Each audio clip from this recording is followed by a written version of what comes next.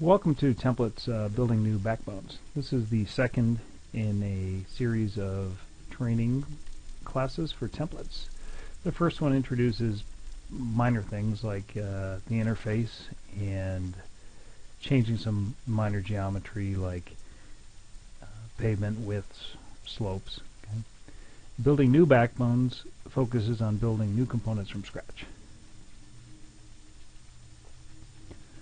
In this, we will create a pavement slab from scratch as well as a gutter. We will widen that slab and throw in a lane that stays in line with the edge of pavement of the center line. We will make a widening section that matches the existing slope. We'll create a barrier where it maintains a minimum height over the left or right side of the roadways as they may independently move.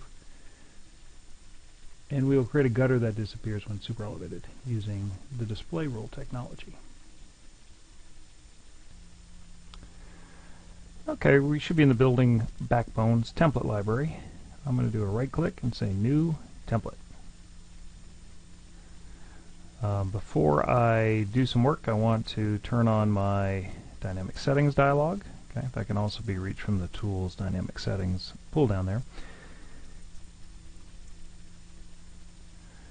I want to make sure when I'm doing this initially that my apply affixes, that's prefixes and suffixes, is cleared. I do not want to have that. It's easier to add those later than to get rid of a bunch that you don't need. Left and right, right and left, easy to add at the end. So that needs to be clear. Also, you can have a step in here just for snapping. Point 1 seems to be alright. And we'll set the point names later. So what we're going to do is we're going to add a slab, known as a simple component. And I'm going to right click and say add new component, simple, and here's the information I need.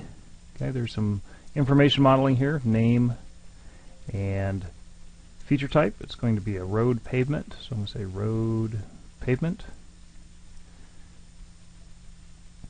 And I'm going to call this pavement top.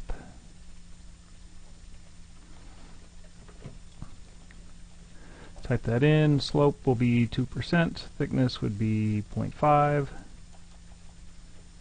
and the width 12. And I want it to be somewhere near the 0. We'll get the names, the point names in a second. Looks like I forgot to change my name of the template, so I do want to rename that. We're going to call it pavement.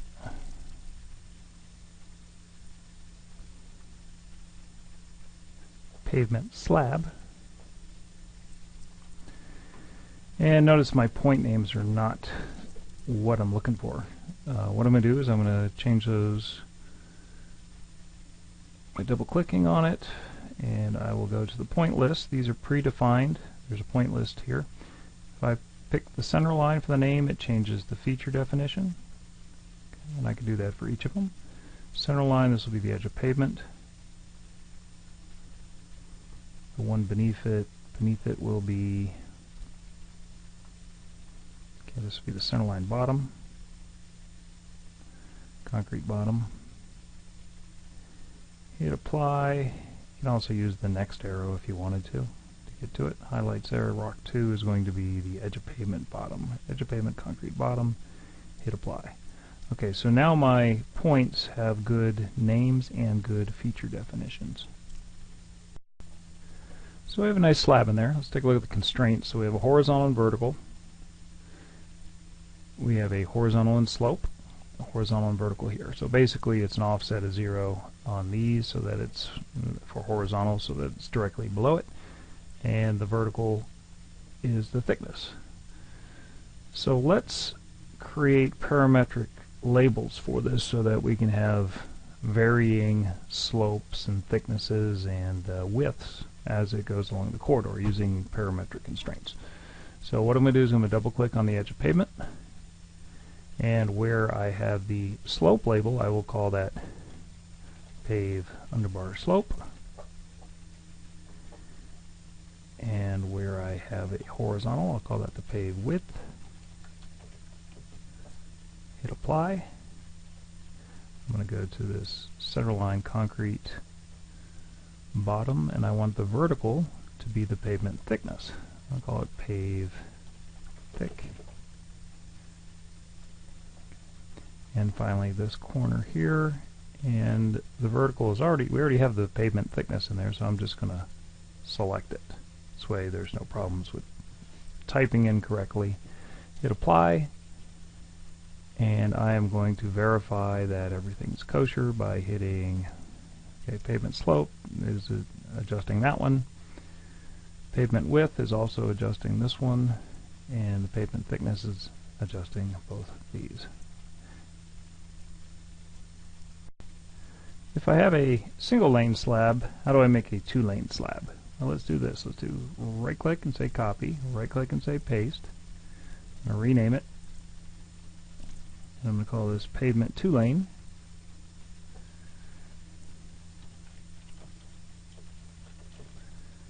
Double click to make it active. I'm going to right click here. I'm going to double click and change that horizontal width to 24. Hit apply, close, fit. Alright, I do want to make sure I don't have any prefixes or suffixes, and I'm going to hit lane here.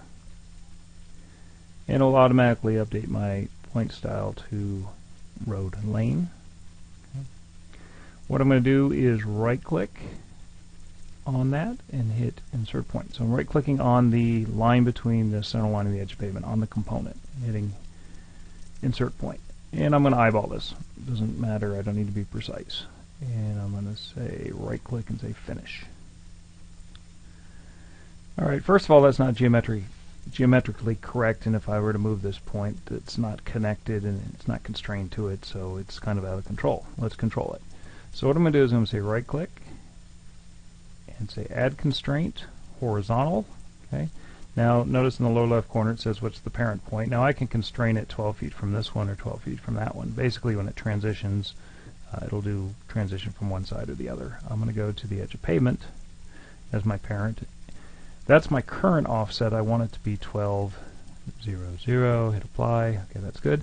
Now the next thing I want to do is I want to make sure it's in line with those two, so that when the pavement super elevates, it's always straight in line with that. So that's a vector offset constraint. I'm going to say right click, add constraint, vector offset, and it says parent point, center line, second parent point, edge of pavement, and that's my offset. I want that offset to be 0. Hit OK, and let's test this. Say right click, say test point controls. I'll test them all. Basically I can move that up and down, and notice how it remains 12 feet from the edge of pavement. So if we're transitioning from a 1-lane to 2-lane, the stripe will be 12 feet from the edge of pavement at all times. Also notice that if it's super elevating, it stays in line. So I'm going to right click to exit out, and I'm good. Let's create a curb. I'm going to right click at the top here and say new template, call it curb. I want to make sure it's active. I want to make sure I don't have any affixes being applied right now. We're going to be placing a lot of the geometry using dynamic settings, and there's a variety: X, Y, delta, horizontal slope, vertical slope, origin delta, origin slope. Alright, so let's see. We want to go to, we can preset our names.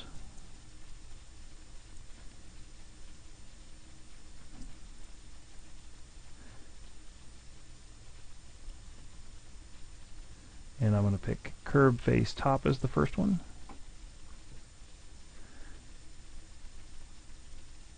Curb face top. When I right click and say add new component, we're going to use constrained. Okay. And I want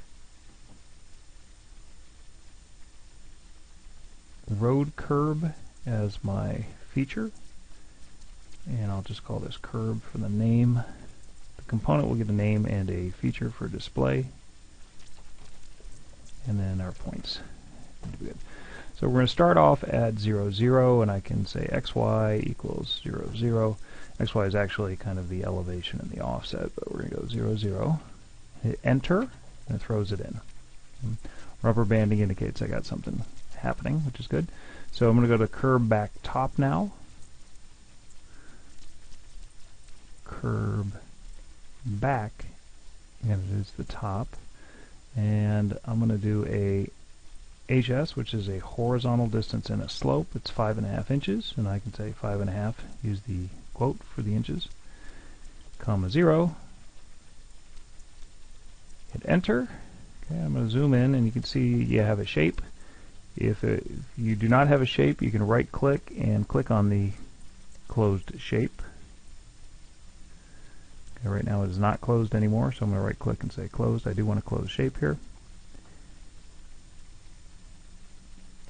Alright, the next one is going to be curb back bottom, and that's going to be down 2/3 of a foot or 8 inches. I will use a delta. So delta horizontal is going to be straight down from that, and it's going to be minus 2/3 or 8 inches. I'm going to hit enter, and then we got the curb face bottom, and that's 1 foot over to the left. Select that curb face bottom. There, and again it's 1 foot over, and I can use a delta or horizontal. Slope, say -1, comma 0, hit enter. There we go. Alright, I need alright, so that would be extruded from the curb machine there. That shape is pretty much constant. Now where we tie into the existing ground, where they pave up to, that can float a little bit. And that may be the variable, if you will, but we need that point. So I'm just going to eyeball it right now, close, right click and say finish, and then I'm going to change these constraints. Okay, currently it's constrained vertically and horizontally to the bottom. Kind of things went in the direction we placed it. What I want to do is I want to have a vector offset so that it's in line with the top and the bottom. And I also want to have it vertical from the bottom. Okay, I want to be able to key in how far from the bottom that'll be. Okay. The other thing I forgot to do is I forgot to make it an edge of pavement. So edge of pavement, there we go. And this is the feature definition. Alright, and also I think I'll constrain it from the top. In other words, how much exposed curb will there be is a better definition than how much buried curb will there be. So from the curb face, we want it to be 6 inches below it. I'm going to hit apply. Sorry, 6 inches below it is 0.5. And I want to make it inline, so instead of a horizontal, I'm going to make it a vector offset, and I'm going to pick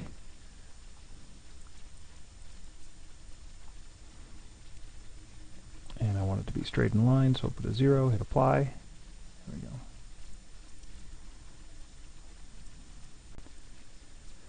If you look at the picture in the book, it doesn't quite look the same. The picture in the book has got the height of the curb set to 1 foot, so let's go ahead and change that real quick. What I can do is say 1 foot, and for clarity I can make this a property. I say curb underbar height. I'm going to hit apply. So notice how the geometry changes. This is still 6 inches from the top. So we still have 6 foot of exposed curb. This makes it pretty easy to change geometry. And I'm going to save it.